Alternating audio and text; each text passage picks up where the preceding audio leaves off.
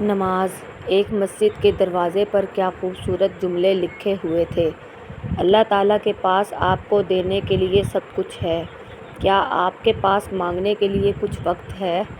مصروف زندگی نماز کو مشکل بنا دیتی ہے، لیکن نماز مصروف زندگی کو بھی آسان بنا دیتی ہے۔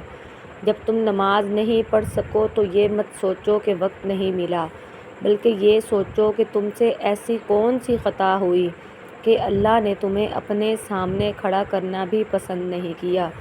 نماز کی فکر اپنے اوپر فرض کر لو، خدا کی قسم دنیا کی فکر سے آزاد ہو جاؤ گے اور کامیابی تمہارے قدم چومے گی۔